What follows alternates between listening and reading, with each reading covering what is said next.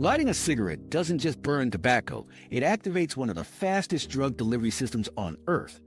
Nicotine reaches your brain in seconds, faster than alcohol, faster than caffeine, and faster than most medications you could swallow. This video looks at why nicotine feels good, how cigarettes are engineered for maximum effect, and why stopping isn't just a matter of willpower. It's not an accident, it's by design. The World Health Organization and other reports show the industry uses additives and product engineering to make cigarettes easier to start and harder to quit. And once nicotine is inside you, the real trick begins. Why nicotine feels so good and so necessary. Nicotine has a peculiar effect that sets it apart from most other drugs. It makes people feel calm and stimulated at the same time. After a few puffs, many smokers report a wave of relaxation, a soft edge taken off their stress. Yet, right in that same moment, the heart rate jumps, focus sharpens, and energy feels like it's switched on. Normally, drugs split into two very different categories: sedatives that slow things down, or stimulants that speed things up. Nicotine blurs that line, creating a sensation that feels like balance, as if mood, stress, and alertness have all been tuned to the right setting. What feels like balance, however, is actually the brain misreading the drug's disruption as something natural. That false sense of stability is one of the strongest reasons smokers start to treat nicotine not just as enjoyable, but as necessary. Behind this illusion is a mix of brain chemistry. Nicotine binds to receptors that trigger a surge of dopamine, the neurotransmitter that tells you something was rewarding and worth repeating. At the same time, it raises epinephrine, the hormone that acts like adrenaline, forcing the body into a state of heightened alertness and suppressing appetite. Layered on top are beta endorphins, which dull stress signals and soften physical tension.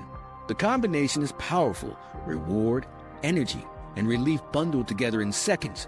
It can feel like a shortcut to becoming a better version of yourself, calmer under pressure, sharper in thought, yet less burdened by stress. But to be clear, nicotine isn't the chemical that destroys the body's organs over years. That damage comes mainly from the smoke and thousands of other toxic compounds wrapped inside the cigarette. Nicotine's job is simpler but more insidious. It builds the addiction. The cycle doesn't stay at that artificial high for long. Within minutes, the system rebounds and the sense of focus fades into restlessness. The stress relief begins to drain away and tension comes back sharper than it was before. Across the hours, as nicotine leaves the bloodstream, irritability, low mood, trouble concentrating, changes in appetite, and even muscle tension creep in. Physical withdrawal symptoms peak in the first few days without it, but the discomfort begins within hours of not smoking. Lighting up again smooths out the imbalance, but the brain no longer remembers clearly that the chaos came from nicotine in the first place. This is how dependency shifts. Smoking becomes less about reaching a high and more about avoiding the low. Eventually, the baseline definition of normal gets rewritten so that the brain insists nicotine is required for everyday stability. This is the hidden trap that makes nicotine feel both good and necessary. It creates a paradox in which the drug seems to fix problems that it secretly caused. The feeling of balance isn't real regulation, it's manipulation. What begins as a lift quickly becomes maintenance, and what feels like choice starts to look more like compulsion. Once that cycle becomes routine, the need to keep the system stable outweighs the memory of what life actually felt like before the drug. And yet there's another twist to this story. The very way cigarettes deliver nicotine makes that cycle faster, smoother, and harder to escape than nearly any other source. Understanding why requires looking at the engineering hidden in every cigarette. Cigarette engineering, addiction by design. Why does nicotine feel so much quicker and more potent from a cigarette than from gum or a patch? It's not because smoke is mystical or because lungs unlock a hidden property of tobacco that other products can't. The reason is that cigarettes are deliberately engineered devices. Every part of them, filter, paper, tobacco blend, and additives, has been adjusted to push nicotine into the blood rapidly, keep the smoke tolerable, and encourage repeat use. What looks like a simple roll of dried leaves wrapped in paper functions more like a precision tool designed for speed and reinforcement. The chemistry of tobacco itself is the first layer of this design. Naturally, nicotine in raw leaf form doesn't absorb especially fast.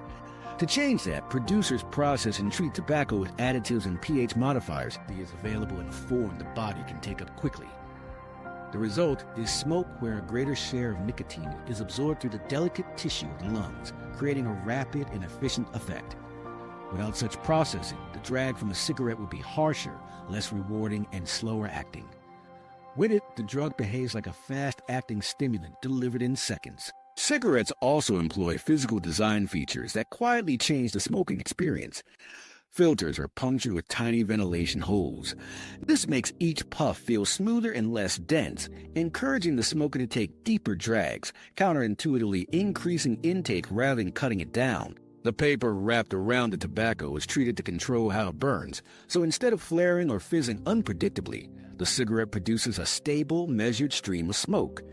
That steady burn delivers consistency. Every inhale feels similar to the last, and every puff transports nicotine predictably. Inside the roll, the tobacco itself is modified. It's often expanded, puffed up by treatment with gases, so more surface area is exposed when it burns. The broader surface gives smoke more tiny particles carrying nicotine, which improves efficiency of absorption. Additives keep the smoke from tasting unbearably harsh. Humectants preserve moisture, preventing the throat from being scalded and ensuring the stick doesn't burn away too fast. And flavorants, especially menthol, mask the natural bitterness of smoke while adding a cooling sensation that makes deep inhalation more comfortable. Every one of these adjustments smooths out cues that might otherwise warn the body to resist. When viewed together, these seemingly minor tweaks transform how smokers interact with nicotine. Instead of struggling through harsh smoke, a person inhales a smoother stream that hits the lungs faster. Instead of unpredictable burning, there is even controlled dosing. That reliable sequence makes cigarettes not just a container of nicotine, but a delivery mechanism engineered for reinforcement. The difference becomes striking when compared with alternative nicotine products. Gum or patches release the chemical through the mouth or skin, which takes minutes or hours to reach levels in the blood high enough to have an effect. Inhaling cigarette smoke bypasses those slower routes. Within seconds, nicotine travels from the lungs into circulation and directly to the brain, pairing the action of a drag with a nearly immediate reward. That speed makes the behavioral loop stronger. Puff, satisfaction, repeat. This timing creates one of the most powerful conditions for habit formation documented in psychology. When a pleasant effect follows almost instantly after an action, the connection between the two solidifies. Cigarettes exploit this principle by delivering both the act and the reward in rapid sequence. Chewing gum or applying a patch cannot replicate the same immediacy, so they lack the built-in reinforcement that strengthens cigarette use. With smoking, each repetition deepens the association until the two, puff and pleasure, can feel inseparable. The sophistication of this engineering often goes unnoticed because cigarettes appear so ordinary. To the eye, they look like little more than shredded leaves and paper. In reality, they have been refined over decades into efficient nicotine delivery systems disguised as agricultural products. Filters that encourage deeper inhalation, papers that control combustion, additives that sweeten or cool the vapor, and processing steps that maximize bioavailability, all these silent features serve one purpose: to keep the cycle of smoking reliable. This attention to design also explains how cigarettes can capture new users more easily. By reducing harshness on the throat, masking unpleasant flavors, and making inhalation smoother, cigarettes lower the initial barriers that might otherwise discourage someone from continuing after their first attempts. Because those first puffs are easier, and the nicotine reward arrives almost at once, the brain registers smoking as something worth repeating. That is precisely what the industry has relied upon to recruit and retain users generation after generation. So while cigarettes cloak themselves in simplicity, their function is closer to a high-efficiency inhaler than the raw tobacco rolled in paper. They are built for speed, consistency, and reinforcement, and the effects unfold within the body in under a minute. And what happens in those first moments after inhalation is just as engineered as the product itself. The smoke travels through airways, collides with protective cells, and surges toward the bloodstream. The body experiences an immediate sequence of events, reactions that explain both the drug's appeal and its harm. Inside your body, lighting up in 2025 terms, when a cigarette is lit, the story shifts inside the body almost immediately. The first step happens in the mouth and throat, where smoke particles coat every surface they touch. They slide down through the trachea, brushing past membranes designed to protect against foreign matter. Within seconds, the tar in that smoke begins disrupting the cilia, tiny, hair-like strands that should be sweeping debris away in rhythm. Once those cilia are paralyzed, the conveyor belt of protection shuts down, and smoke particles continue unhindered toward the lungs. At the ends of the airways, the alveoli wait. These small sacs with walls thinner than tissue paper are meant for one job, exchanging oxygen and carbon dioxide on every breath. But they are also perfect portals for nicotine. The chemical slips through instantly, carried directly into the blood that layers these sacs in fine networks of capillaries. More than just nicotine moves along this path, every inhaled gas and particle gains the same access. Carbon monoxide latches onto hemoglobin with far greater strength than oxygen, quietly reducing the blood's overall ability to carry oxygen to tissues. Toxic chemicals like formaldehyde and benzene cross through with equal ease. The very speed that brings nicotine to the brain also delivers poisons to circulation in the same instant. Once nicotine enters those capillaries, the process accelerates. Blood moves from the lungs back to the heart, which pumps it forward with a powerful contraction. From that single heartbeat, nicotine-rich blood surges up toward the brain. The timeline is so short that effects register almost at the pace of one exhale, faster than most oral routes of drug delivery, and quick enough that inhaling and feeling reward can become inseparable actions. This speed explains why smoking builds such a strong behavior loop. The sequence of drag, relief, and repeat is wired directly into the body's fastest circuits. Meanwhile, the damage has already begun. The alveoli don't discriminate, so each puff leaves irritants clinging to delicate tissue. Tar particles settle and stain, turn the thin white walls into darker, less flexible surfaces. The cilia in the airways remain frozen, unable to sweep away material that continues to pile up. With carbon monoxide binding hemoglobin, oxygen delivery is reduced, meaning every organ downstream receives less of what it needs. Cells sense these shortages almost instantly, and while the brain is celebrating its dopamine spike, tissues throughout the body are coping with both reduced oxygen and the arrival of unfamiliar chemicals. Within a minute, two parallel realities unfold. In the brain, nicotine hits receptors and alters neural signaling. A wave of dopamine highlights this moment as rewarding. Epinephrine tightens blood vessels and quickens the pulse. Beta endorphins soften tension. Together they produce a sense of lift, focus, and calm all at once. But in the lungs, tar and toxins accumulate where defenses are disabled. In the blood, carbon monoxide circulates, crowding out oxygen. And in organs far from the lungs, traces of smoke compounds begin arriving via the bloodstream, where they will contribute to systemic stress and long-term damage. This dual track reveals a contradiction at the core of smoking. The system built for life, fast gas exchange at the alveoli, has no way to separate useful oxygen from destructive byproducts. Breath-to-brain efficiency is what makes the first drag feel powerful. But efficiency is also what ensures that carcinogens, irritants, and oxygen-blocking gases are carried outward just as fast. The same biological advantage that sustains survival in normal breathing becomes the weakness exploited by smoke. As circulation completes its first loop, the scope grows wider. Chemicals don't linger near the lungs alone. They flow into vessels feeding the heart, to arteries supplying the skin, through capillaries reaching the liver and kidneys. Where nicotine shapes behavior in the brain, other compounds silently impose strain on organs tasked with filtration, reproduction, or repair. This is why smoking's impact is not confined to one region of the body. From the first minute onward, exposure spreads systemically, carried wherever blood moves. The speed and reach of this process also explain why addiction settles in so quickly. Nicotine doesn't arrive alone. It arrives coupled with sensation, breath, and ritual. A cigarette becomes not only a source of stimulation, but also a precise delivery system that fuses the act of inhaling with almost instant benefit. That immediacy hardens the habit into something that feels essential. Yet the same route also ensures damage is delivered in parallel, woven into the very reward that forms dependency. In daily use, repetition of this sequence shifts baselines. Nicotine signals become expected, oxygen deficits become routine, and the brain resets its sense of normal around the presence of smoke. When cigarettes are absent, withdrawal begins quickly because the system has been conditioned around this extraordinary efficiency. Relief requires another inhalation, and each inhalation repeats the entire cascade anew. Understanding smoking in these terms, lung to blood to brain in seconds, clarifies why no patch or gum quite replicates the experience. Slow-release devices bypass the fierce speed that ties action to satisfaction. In contrast, cigarettes exploit natural breathing mechanics to ensure that every puff carries both the chemical hook and the biological cost. That equation has made them enduring, though deadly, tools of addiction. That same route also brings dozens of toxicants into circulation, the reason smoking damages more than your lungs. And while this process has remained the same for decades, what has changed is how people are using nicotine today. The numbers in 2025, who's still smoking and vaping? Here's where the story shifts to the bigger picture.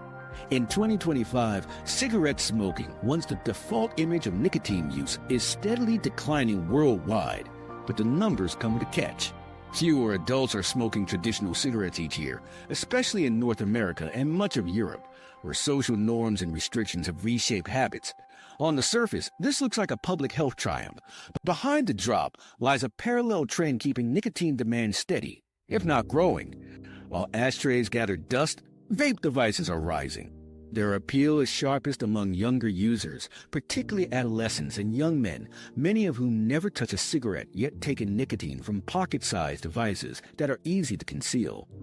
Some e-cigarette devices can deliver nicotine at levels comparable to or exceeding combustible cigarettes, and their ease of use increases daily exposure. Instead of nicotine fading, what's happening is a reshaping. The substance persists, woven into new routines by a new generation. This transformation doesn't play out evenly across the planet. In the United States, surveys now place adult smoking prevalence at about 11 to 12%, a record low. Meanwhile, vaping has surged, especially among high school and college age groups, replacing the social symbolism that cigarettes once carried. Western Europe shows a similar decline in combustible use, where decades of health campaigns and regulatory pushes have tightened rules and reshaped attitudes. But if you shift focus eastward or into large parts of Africa, the situation looks different. Tobacco companies are still securing markets in places where public health infrastructure is weaker and regulations are less robust. Populations in Southeast Asia and Sub-Saharan Africa continue to see rising consumption, with marketing and distribution efforts aimed squarely at younger, unprotected audiences. The numbers tell a simple truth. Global tobacco use is declining in high-income regions, yet the majority of users worldwide still live in parts of the world targeted by industry expansion. According to the World Health Organization, about 80% of the world's 1.3 billion tobacco users live in low and middle-income countries. Cigarettes may be retreating in Los Angeles or London, but in Lagos, Jakarta, or Dhaka, they are aggressively sold and socially entrenched. Viewed globally, the toll is staggering. Tobacco still causes over 7 million deaths each year worldwide, with secondhand smoke pushing the combined figure even higher, closer to 8 million lives lost annually. These are not abstract numbers. They represent the single largest preventable cause of death tied to a consumer product. Even as smoking declines in wealthier countries, more than 1 billion people worldwide continue using tobacco. The decline in some regions hasn't offset the losses accumulating elsewhere, nor the health outcomes still emerging from decades of past smoking. In other words, today's death toll reflects smoking rates from a generation ago. The major illnesses tied to tobacco, lung cancer, chronic obstructive pulmonary disease, heart disease, tend to bloom decades after initiation, not overnight. That lag means the crisis we see in hospitals today is rooted in habits formed years earlier, and the full health consequences of current vaping trends may not be fully visible until mid-century. This delay creates leverage for the tobacco and vaping industries. Because the harm isn't immediate, companies can frame their products as safer alternatives, even when evidence warns against complacency. Many teens and young adults adopt vaping based on perception. It feels modern, cleaner, and less dangerous. Devices don't leave smoke or ash. They don't yellow clothes or fingers, and the scent fades quickly. Marketing capitalizes on these differences, presenting e-cigarettes as lifestyle products dressed in bright packaging and flavors that mimic candy or fruit. Public perception that vaping is safer is common, but major health authorities warn e-cigarette aerosols contain harmful substances and long-term effects are still uncertain. Research from recent years demonstrates why vaping addiction establishes so quickly. While lit cigarette forces use to pace themselves, there's a burn rate, a filter, a natural stopping point. Vapes bypass those barriers. A pod or cartridge allows hundreds of small, repeated puffs throughout the day, often without stepping outside or attracting attention. Instead of 10 or 15 deliberate smokes, a vapor might take dozens of small hits scattered across waking hours. The exposure builds into a steady level of nicotine in the bloodstream, creating dependence faster and making it harder to notice just how much has been consumed. For a first-time user, Especially a teenager, this means the pathway to addiction is shorter and less visible. That ease of access is part of a broader concept researchers describe as accessibility. Traditional smoking once carried physical and social barriers. The smell lingered, rules pushed smokers outdoors, and the harshness of early drags created a learning curve. Vaping erases many of those barriers. Small devices can be used indoors without drawing notice. Students slip hits between classes, office workers inhale quietly at their desks, drivers puff during commutes. This uninterrupted availability slots nicotine use into ordinary routines in a way cigarettes never could. Instead of scheduling breaks, nicotine becomes background, woven into daily life so smoothly that dependence feels less like an interruption and more like the norm. Health risks begin to come into sharper focus. While vaping avoids tar and some toxins tied to combustion, heating liquid solutions for inhalation is not free of danger. Studies in 2024 and 2025 have identified how inhaling certain flavoring compounds can scar airway tissue or inflame the lungs. Chemicals considered safe for ingestion by mouth can damage when deposited deep in the lungs. Case reports of inflammation, chemical pneumonitis, and measurable reductions in lung capacity are already documented in relatively recent adopters. The long-term outcomes, especially rates of cancer or cardiovascular disease among heavy vapors, remain years away from full clarity. But early evidence suggests that the assumption of safety is misplaced and that vaping may be laying the groundwork for a parallel wave of chronic illness. What emerges from these numbers and trends is less an ending than a handoff. Cigarette use is slipping, but vaping is thriving, creating a sense of continuity that ensures nicotine doesn't leave the global stage. The trajectories line up: downward curves for cigarettes, upward curves for e-cigarettes, and a steady global graph of total nicotine users. Public health wins are now complicated by simultaneous losses, the shrinking sales of one product offset by booming sales of another. For industries, this is simply diversification. Remove the ash, engineer a new device, market it as clean, and nicotine continues its march through younger demographics. Ultimately, the narrative in 2025 is not about nicotine fading away. It's about how delivery systems have been reinvented, how perceptions keep pulling new users in, and how mortality from yesterday intersects with initiation today. Cigarettes killed the parents or grandparents of today's teens, and the same drug, delivered by sleeker tools, waits for the teens themselves. The addiction cycle remains chemical, not cultural. The brain doesn't distinguish between smoke, vapor, or patch. It recognizes only nicotine and responds the same way. The delivery system may appear safer or more convenient, but the underlying dependency grows just as firm. And that brings us to the crucial question at the heart of this story. Why do people keep turning back to nicotine long after the first effects have faded, even when the risks are well known? To answer, we need to look directly at how nicotine rewires the brain's reward pathways and turns choice into compulsion. The brain hack: how nicotine hijacks reward pathways. Nicotine's hold comes from how deeply it rewires communication inside the brain. It is not simply a passing chemical buzz, but a direct reprogramming of neural signals. The drug acts on nicotinic acetylcholine receptors, or NACRs, which normally respond to the natural messenger acetylcholine. A key subtype, the alpha-4-beta-2 receptor, plays a central role in reinforcement. When nicotine mimics acetylcholine, it binds to these receptors and switches them on more strongly than the body's own system, creating signals that are louder and more persistent than what evolution designed. Once these receptors are engaged, a chain reaction follows. Ion channels open, electrical signals ripple through neurons, and dopamine is released into reward pathways, such as the mesolimbic circuit. That dopamine surge does more than make someone feel briefly satisfied. It reinforces the memory that the action leading up to it was valuable.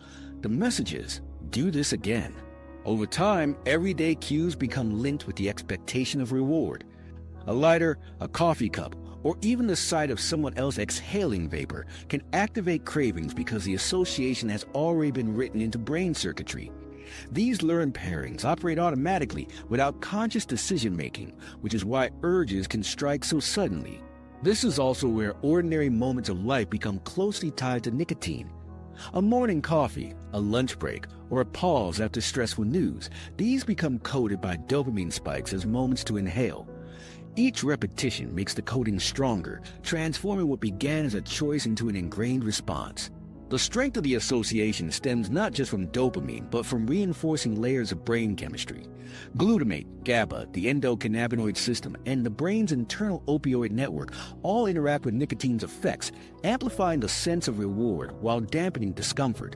Together, they produce a multidimensional reinforcement that simple willpower finds difficult to resist. As use continues, the receptors themselves begin to change. Repeated nicotine exposure causes both upregulation and desensitization of noctures, which is part of the tolerance and withdrawal mechanism. In practice, this means the brain produces more receptors than it once had, but each receptor also responds less sensitively over time. What was once enough nicotine to spark satisfaction now feels weak, and higher doses are required to calm the altered system. This remodeling makes nicotine dependence harder to escape, because the brain's upgraded network only functions smoothly with the drug in place. Without it, signals falter. That faltering is experienced as withdrawal. The unoccupied receptors broadcast a kind of chemical absence, throwing off normal communication. The result is fatigue when energy is needed, irritability around small frustrations, and difficulty concentrating on ordinary tasks. Many people describe this state as unbearable mood swings or jittery restlessness. These are not abstract sensations. They are signals produced by receptors waiting for nicotine. In withdrawal, the brain does not simply return to normal. It feels like something essential is missing because the biology has been reshaped around nicotine's presence. The cravings that emerge reflect this rewiring. They are not just mental longing or habit. They are demands from cell systems tuned toward the drug. Each receptor becomes a reminder, and the sum of those reminders turns into a powerful drive. That drive explains why slip-ups can occur even after long stretches of abstinence. Even months after nicotine has left the body, the upregulated receptor network can linger. All it takes is a single puff to trigger those pathways again, reigniting the cycle as if no time had passed. Relapse is not just about weakness or poor choices. It is a direct reflection of how thoroughly the brain has been conditioned to respond. Over time, neuroplasticity can undo some of the changes. With sustained absence, the extra receptors gradually fade, and sensitivity stabilizes near pre-nicotine levels. But that process can take weeks or even months, with each day presenting its own challenges. During this period, every cue feels magnified, every gap in neurotransmitter balance more noticeable, and every environmental trigger sharper. Quitting is not simply about abstinence in the moment. It's about giving the brain enough time to rewire itself back toward equilibrium. What stands out is that nicotine isn't just borrowing pathways. It is rearranging their architecture. By mimicking a natural neurotransmitter and overwhelming its signals, nicotine teaches the brain to prefer the drug's version of reality. The result is hardware that only works properly when nicotine is present.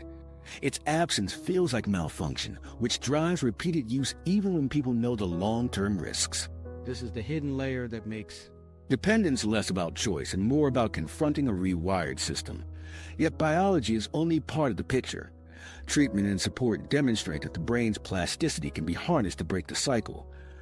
Pharmacological aids such as nicotine replacement therapy, varenicline, and bupropion have been shown to ease withdrawal and improve quit rates.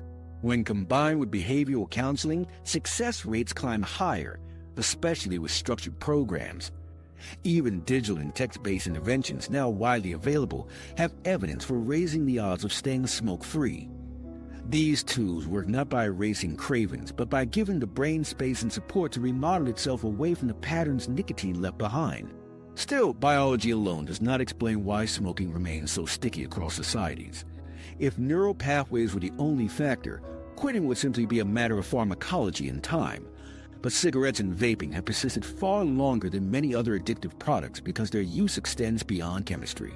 They have been woven into daily rituals, environments, and especially social connections. And even when the biochemical reasons are clear, another dimension waits in plain view: how sharing smoke with others can make the habit feel not just personal, but communal. The social trap: why smoking feels good in groups. Why is it that people often recall smoking as a source of connection, even though its dangers are so widely known? The reason lies partly in the way cigarettes create built-in pauses where interaction feels natural. Smoking doesn't just deliver nicotine, it offers shared moments. Stepping outside with a group at work or pairing a cigarette with a drink opens space for conversation and belonging. These small, repeatable acts can carry enormous weight because they give form to routines and memories. Over time, smoking embeds itself not only in body chemistry, but also in the rhythms of social life. One clear example is the way cigarettes have been paired with daily rituals like drinking coffee. For countless people, that first sip of coffee became inseparable from the first drag of a morning cigarette. The bitterness of one balanced the sharpness of the other, and the brain quickly learned to expect them together. Bars and drinking culture created a similar link. Alcohol and cigarettes reinforced each other until they felt like a package deal. Drinks in hand, smoke lingering in the air, conversations flowing more easily. These couplings trained the mind to see smoking as part of otherwise ordinary pleasures. With enough repetition, the craving is not only for nicotine's chemical lift, but for the complete experience bound up in these cues. What starts as a single pairing soon spreads across many contexts. A stressful meeting ends, and the familiar ritual of lighting up becomes the release. A friend asks to join for a smoke break, and suddenly it's less about craving and more about belonging. Even for people who never smoke, the ritual of joining these moments could feel like an invitation into a small community. Sharing cigarettes, borrowing lighters, trading stories in the cold or under a shelter. These micro-rituals became a kind of social shorthand. The cigarette signaled both participation and inclusion.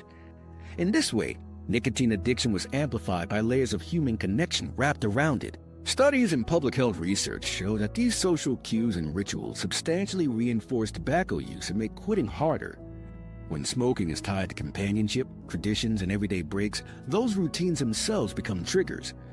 The brain begins to anticipate reward as soon as the setting reappears, before the cigarette is even lit. This conditioning, stacked on top of chemical dependence, means cravings are fueled both from inside the body and by the external environment. The combination explains why stepping into familiar scenes can provoke intense urges, even for someone who has been nicotine-free for months. Psychology has long noted that humans seek out shared activities to bond: meals, games, ceremonies. Smoking slotted into this history of communal behavior. Offering a cigarette became a way of showing generosity, accepting one, a gesture of solidarity. These everyday exchanges optimized for inclusion, while nicotine simultaneously optimized the internal chemistry to encourage repetition. The result was an addictive behavior packaged with social acceptance. It's not surprising that many people look back on these shared moments with more warmth than they do the actual experience of smoke itself. But those warm memories underline why quitting can feel especially difficult. The challenge is not only walking away from a drug, but also walking away from patterns of belonging built around the habit.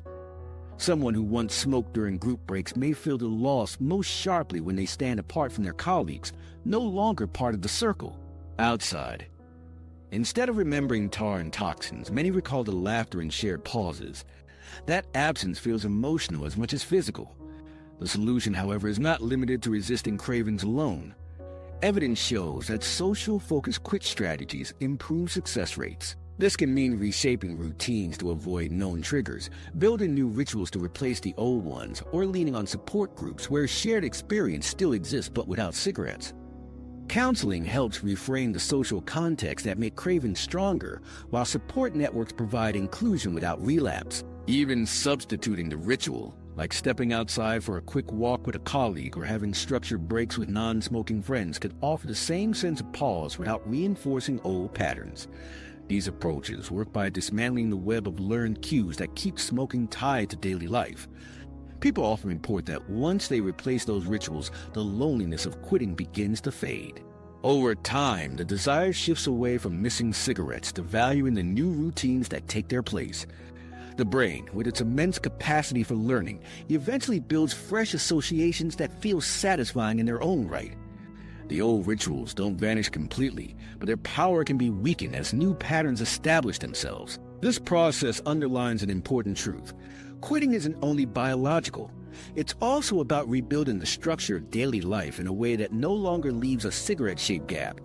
In the end, the so-called social trap of smoking lies not just in chemicals, but in the lessons our environment teaches us. Group rituals, routine pairings, and cultural symbols wrap nicotine in layers of meaning that extend well beyond the drug itself.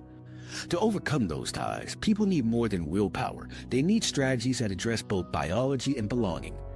The persistence of these associations demonstrates how robust the habit can become, even years after quitting. But while individuals wrestle with the dual pull of chemistry and community, there's another force strengthening the habit from outside. Beyond biology and shared rituals lies a system built to keep nicotine relevant for the next wave of users. Understanding how that system works reveals another layer in the story of addiction, one that explains how, despite decades of clear evidence of harm, new generations are still drawn in. The industry playbook, hooking new generations. How do companies continue pulling new users toward nicotine when the risks are printed directly on the packaging and reinforced in decades of public health campaigns? In 2025, the answer is not mystery, it is strategy. The product isn't sold in the language of health at all. It is sold as style, as personality, as a small piece of identity wrapped in colorful packaging and pitched through the place young people spend their time. By the moment most users start to acknowledge the scientific reality, they have already repeated the behavior enough times that their brain has begun to code nicotine into daily life. One of the clearest tools is flavor and design. Traditional cigarettes were limited in variation, but newer nicotine devices have none of those restrictions.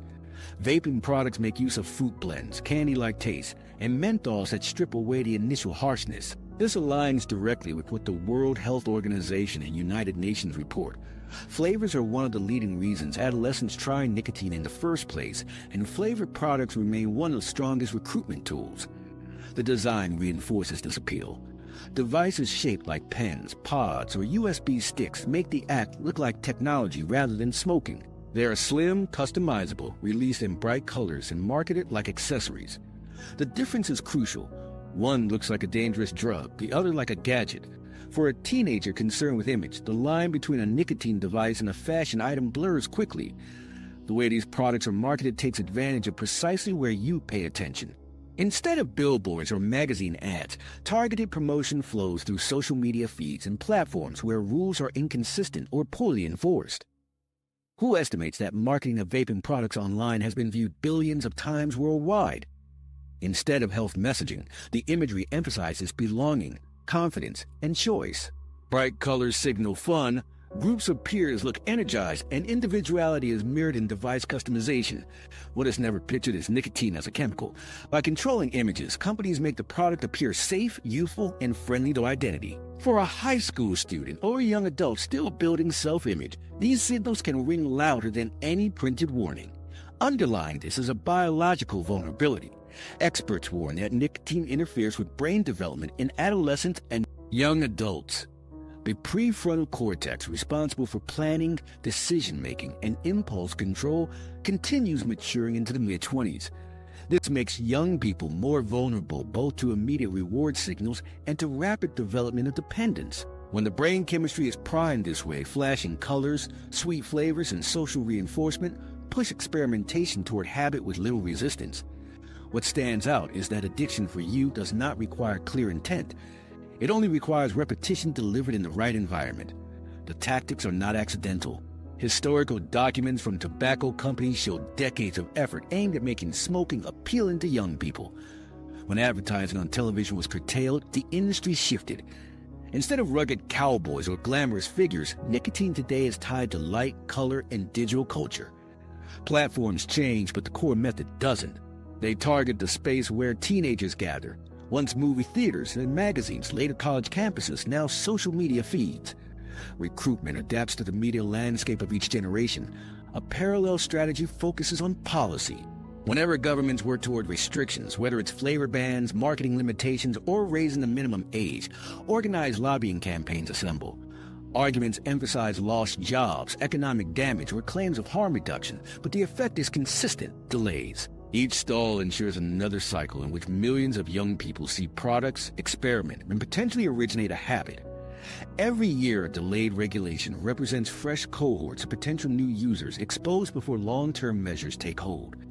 The long-term economics hinge on those users. Public health analyses and industry documents alike show that targeting younger people has long been a business priority because they are the group most likely to establish lifelong dependence. The industry doesn't frame its customers as short-term buyers of pleasure. Revenue is structured around creating decades of use per individual. A single person who adopts smoking or vaping as a routine nature contributes significant long-term value. The calculus is stark. Many long-term smokers eventually die from tobacco-related illness, yet the losses are balanced by relying on consistent recruitment of replacements. Continuity is sustained through youth. This explains why flavor bans and advertising restrictions are such a central battleground. Take menthol as a key case. Menthol smooths and numbs the sensation of harsh smoke, making initiation easier. Health authorities have documented that menthol use is especially common among new smokers. Similarly, candy-like and fruity vape flavors ease the first exposures. While older adults sometimes report using flavored vapes as cessation aids, the actual profiles appear designed to flatten barriers for first-time users. The easier the initiation, the quicker the association forms. When regulators do succeed in passing restrictions, company tactics evolve. Flavors get renamed to less obvious labels. Device packaging shifts towards subtle signaling. Distribution migrates to informal channels or online shops based in regions with less oversight.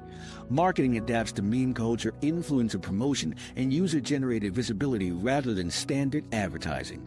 The industry's strength lies in this flexibility. Rules change slowly, but digital strategies adapt overnight. That lag time keeps young audiences exposed long after policymakers intended to close doors. The market cycle works much the same way everywhere. A young person tries vaping casually, often through a friend's device. The look and taste reduce initial hesitation, and the first rush of nicotine makes a trial memorable. Soon these moments link with everyday routines, between classes, with afternoon coffee, or at weekend gatherings. By the time the person fully understands addiction warnings, repetition has coded nicotine into multiple aspects of life. From the perspective of health, the risk window has already opened. From the perspective of business, another potential lifelong customer has been secured. This business model is unlike almost any other legal product. Most industries aim to sustain existing customers, not replace them. Tobacco and nicotine operate differently because of the mortality they cause. World Health Organization data confirm tobacco still claims over 7 million lives each year. Despite this loss, profitability continues because recruitment strategies remain robust. The paradox is not hidden. It is part of how the market was designed to function. At every level, what looks like a lifestyle decision is scaffolded by a deliberate framework. Advertising policies are challenged, regulations contested, flavors tuned for palatability, delivery systems disguised as gadgets, all funneling toward the same outcome, sustaining nicotine dependence across generations. This is why international policy matters. The Guillaume Framework Convention on Tobacco Control remains the primary global instrument to counter these strategies. Measures like banning flavors, restricting or eliminating advertising, and tightening online sales channels are evidence-based tools aimed at protecting youth specifically. These policies represent one of the strongest defenses against the cycle of recruitment, though enforcement and coverage vary sharply across countries. Taken together, the playbook functions by softening the barriers to entry, embedding nicotine inside social identity, and delaying or diluting the regulations meant to prevent youth exposure. It is a pattern repeated for decades, adjusted for new technologies, but constant in principle. Most people recognize the health data, yet the environment young users encounter makes nicotine feel like anything but a medical hazard. It feels like style, connection, or fun. That gap is what allows recruitment to keep working year after year. But tactics of the industry only explain how people are pulled in. They don't explain why leaving is so difficult once the cycle starts. Addiction is not merely about being convinced to begin, it's about what happens after the first 1,000 repetitions of that action.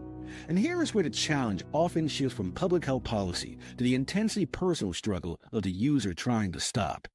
Why quitting feels impossible. If quitting were simply a matter of understanding the risks, most smokers would have stopped long ago. Yet the reality is that even with clear knowledge, walking away often feels close to impossible.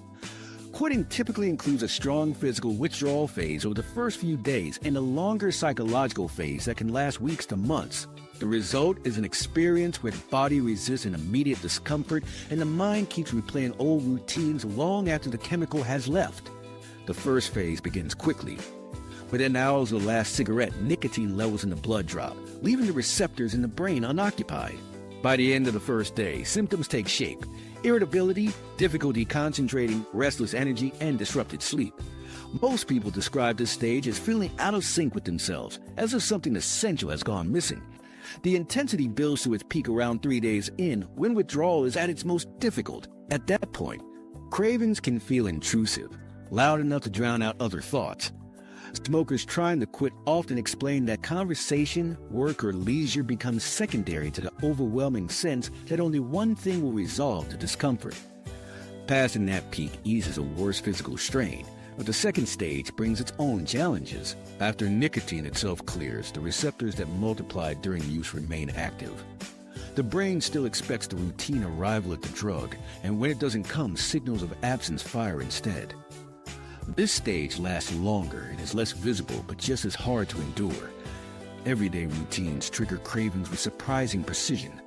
A morning coffee feels incomplete. A meal seems unfinished. Walking into a familiar social setting makes the brain expect a cigarette in hand. These cues surface without invitation, tugging at memories the person may not have even realized were linked to smoking. The triggers that dominate this phase create cravings that are less chemical and more contextual. It isn't just the nicotine, it is the rhythm of life that has been altered. That's why someone might sit with coffee and feel a sense of absence that is harder to name than a sharp craving. Likewise, a social break outdoors without a cigarette can feel awkward, like being cut off from belonging. Even after nicotine has left the bloodstream, the psychological associations remain powerful, tugging on the very structure of routine and identity. Stress adds another layer. Nicotine does not actually solve stress, but it dulls its edges reliably. Without it, irritations feel sharper, a tense day at work lingers, restless nights feel longer, and normal frustrations seem magnified. The mind then calls upon its own memory of relief. One cigarette would help. This memory itself is reinforcing, a mental replay of how quickly problems used to ease. Even years into abstinence, stress can reactivate the old loop. A single puff can bring back familiar relief instantly, while also reawakening the same circuitry that once drove dependence with full strength.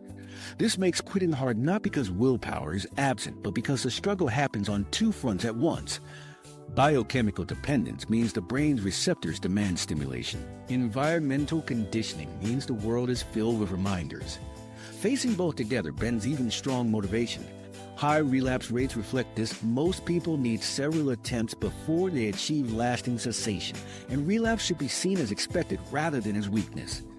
The truth is that the brain has been reshaped, and daily environments enforce the habit.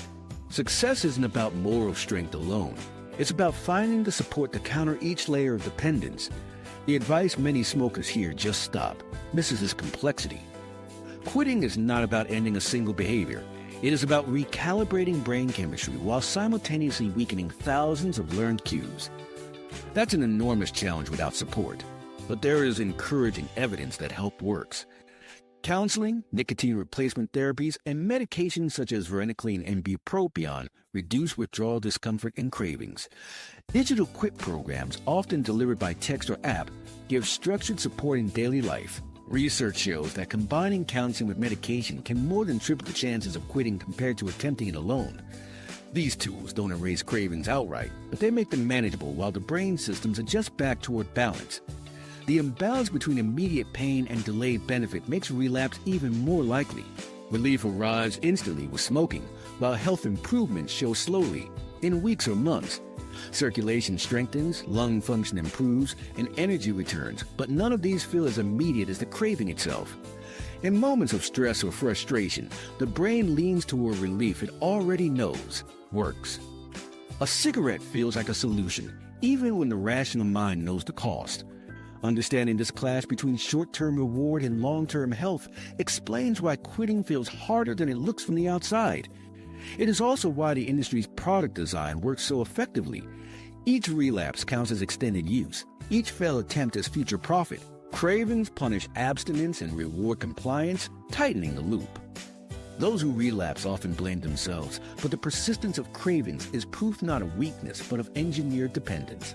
The design ensures cigarettes are hard to leave behind, and the struggle is evidence of the product doing its job exactly as intended. For many, the greatest hurdle is not biology alone, but the sense of failure when slip-ups occur. Feeling ashamed can make it harder to try again, even though research shows repeated attempts are normal before permanent quitting. Every attempt provides experience, reduces use patterns, and brings the person closer to success. Relapse is not the end of the process, but part of it, and each restart is a chance to apply new strategies and supports. If you or someone you know wants to quit, evidence-backed supports like quit lines, counseling, medications, and proven digital programs significantly increase the odds of success. Text-based programs, for example, have shown nearly 40% higher quit rates among younger users in recent studies. These resources offer the chance to replace frustration with structure and guidance instead of isolation. Quitting is hard, but it becomes more possible when supported by tools that counter both the chemical and behavioral side of addiction.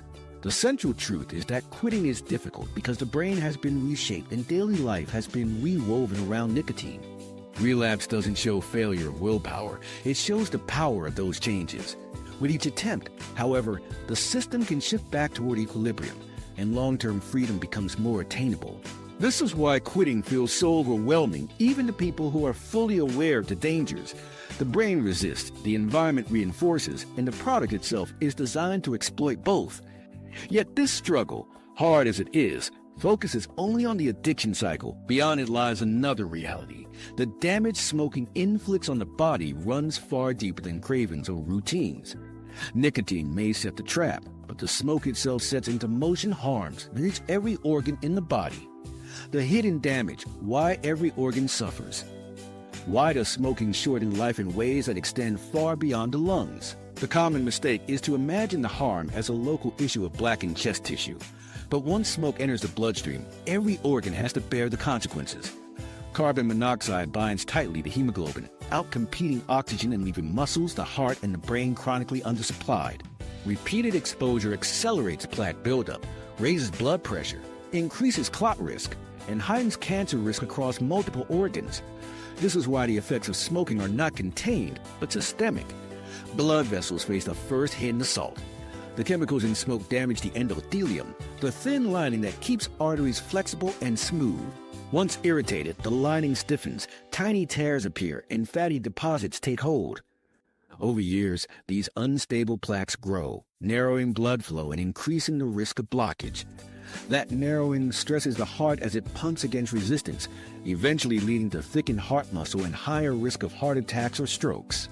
From a simple puff, the body inherits a lasting burden of vascular damage. The immune system also weakens under smoking's weight. White blood cells that should be identifying infections or abnormal cell growth get drawn into constant cleanup duty. Instead of firing at pathogens, they waste resources neutralizing a steady stream of toxins.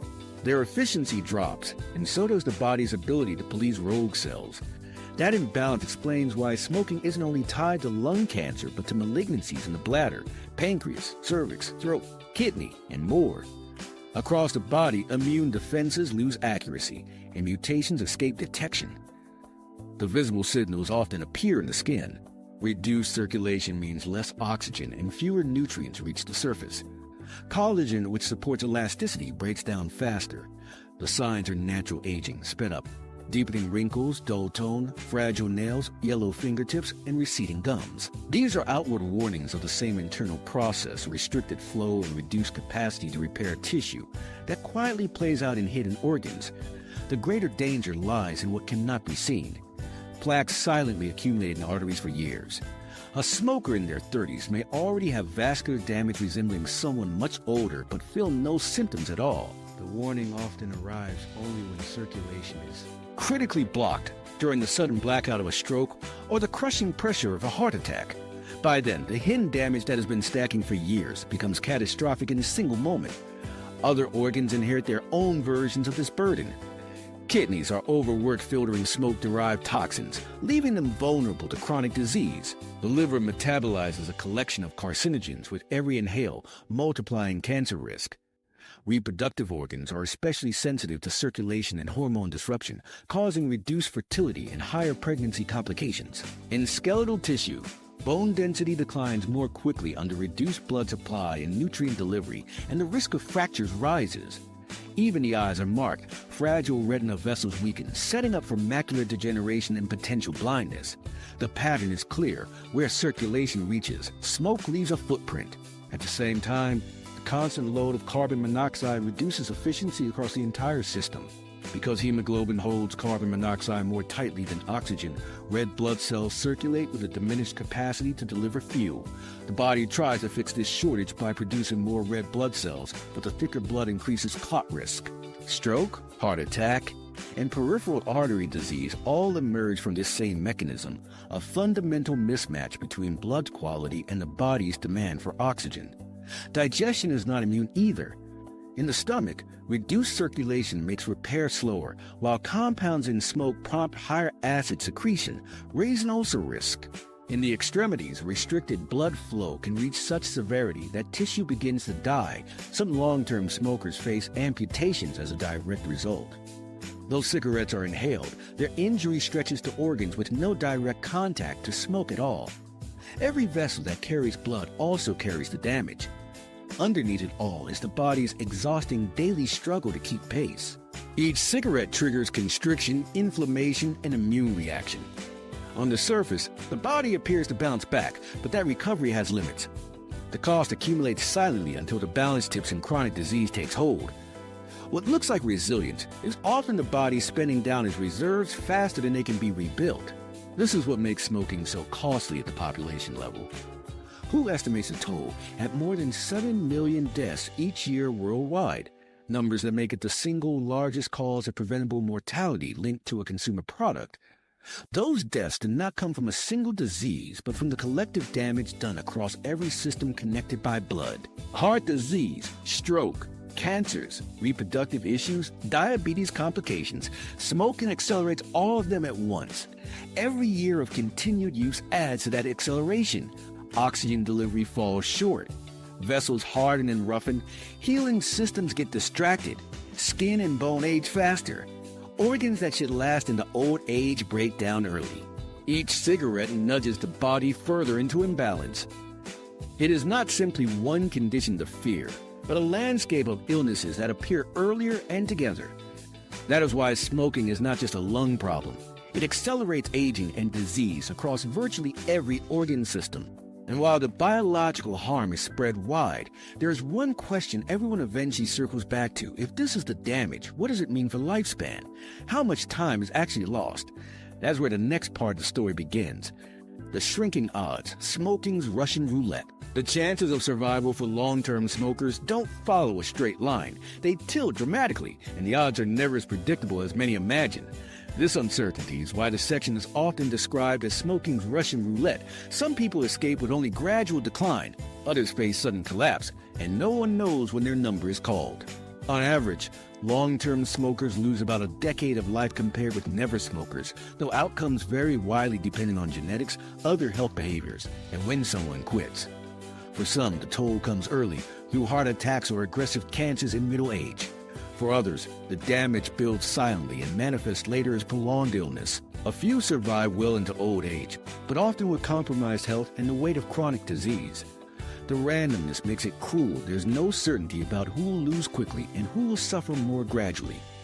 That variability is shaped by hidden factors. Genetics alter how well the body repairs DNA damage caused by toxins. Lifestyle choices such as diet, physical activity, and alcohol use shift the risk slightly up or down. Yet none of these provide immunity. Even someone who eats clean and exercises daily cannot stop carbon monoxide attaching to hemoglobin or prevent tar from sticking to fragile tissue in the lungs. Heart disease, stroke, emphysema, or cancer can arrive suddenly, without clear warning. This unpredictability makes smoking less like a predictable countdown and more like drawing from a deck where one card ends the game early. But survival is not just about when life ends, it's also about what daily life looks like in the years leading up to it. The measure is not only lifespan, but also health span, the stretch of years lived free from debilitating illness. For many, smoking compresses this window. Breathing limitations appear in what should be the middle decades of life. Chronic bronchitis can turn winters into months of coughing fits, while weakened circulation compromises energy for ordinary activities. Routines of medication, hospital visits, and rehabilitation crowd out years that might otherwise have been lived freely. A person may live to 70, but if their 40s and 50s are dominated by fatigue and respiratory disease, the cost is enormous. Here, the gamble is not only about what year someone dies, but how long they remain able to live without constant medical intervention. The encouraging truth is that quitting changes these odds at any point. The difference is measurable and substantial. Quitting by around age 35 largely prevents the shortened lifespan associated with smoking, and quitting at any age still provides meaningful health benefits. A person who puts out their last cigarette by middle age can regain much of the lost expectancy, approaching the trajectory of those who never smoked. Even later, the rewards are significant. Quitting in one's 60s drops the chance of heart disease and slows the progression of lung decline. Chronic illness may not disappear, but the pace of worsening slows, and years are added. This shift demonstrates that the body, though injured, retains resilience. Concrete timelines of recovery help make those benefits real. Within 20 minutes of a last cigarette, heart rate and blood pressure begin to settle.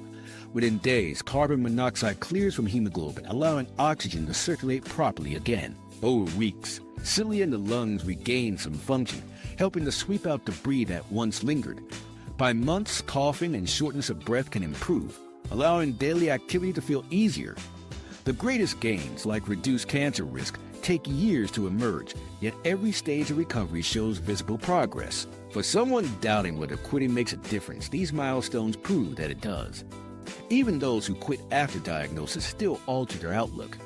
A person facing emphysema or heart disease can slow the damage and carve out more stable years. Survival time increases, recovery from surgery improves, stress on organs lessens. Each cigarette not smoked avoids an additional insult, even in advanced illness. The narrative that it's too late is an illusion. The body responds to relief at every point, and each step back from smoking is tangible. This is why describing smoking as Russian roulette is more than metaphor. It captures how unknown the outcome remains. Most smokers cannot feel plaque developing in arteries until chest pain strikes. They cannot sense cancer cells multiplying until the cough refuses to fade. Symptoms rarely arrive until years of hidden change have already passed. This unpredictability feeds complacency. People point to relatives or acquaintances who lived long lives while smoking as though they prove safety. What they miss is that outliers exist, but probabilities govern the mass of outcomes. The survivor who lives to 90 does not erase the reality that hundreds of thousands do not. The probability framework reshapes the perspective. Smoking steadily lowers the odds against lifespan and health span, while quitting removes risk incrementally but meaningfully. Two lives may look similar in youth, but by middle age the divergence becomes clear. One line bends toward earlier death and decades of illness. The other retains greater vitality and longer survival. At its core, quitting is not about certainty, but about probabilities. Each cigarette skip subtracts risk. Slowly, the balance of chances reshifts. Numbers give this argument its weight. Smoking remains responsible for around 480,000 deaths annually in the United States alone. These are real people losing years once promised to them, often not in distant old age, but earlier, cutting into decades that could have been lived with family or independence. The averages mask individual stories, but the aggregate reveals just how consistent the pattern is. No one who smokes can accurately predict where they will fall on the spectrum, but all of them face risk tilted against them. The psychology of addiction complicates how people process these statistics. To a person under the pull of nicotine, the idea of losing 10 years feels abstract, far away. Yet reframed, those 10 years are immediate and personal. A decade of birthdays, summers, or milestones with children. They are years of independence, of travel, of waking without medical machinery. Framing loss this way makes the stakes visible in everyday terms. Suddenly, it is no longer an abstract statistic, but a subtraction felt in real experiences. The hopeful message within the data is that choices still shift the trajectory. A person who stops early enough may avoid the shortened lifespan entirely. A person who stops later still reclaims time and improves quality of life. The variability is harsh, but it cuts both ways. The gamble can tilt toward recovery, not just loss. Denial rests in telling yourself the odds are fixed, when the science shows they can move with each decision made. The odds are not fixed, quitting improves them. The sooner you quit, the bigger the gain. And that is a deeper lesson. What feels like a personal habit is part of a system designed to keep you inside the gamble for life.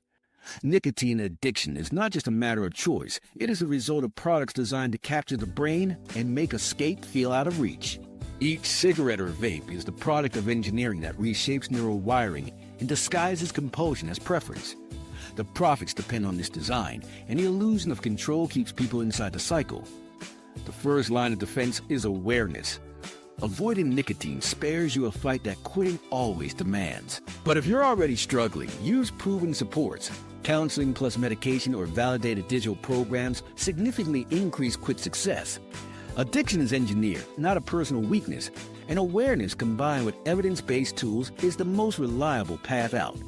If this surprised you, hit like and tell us in the comments what part shocked you most.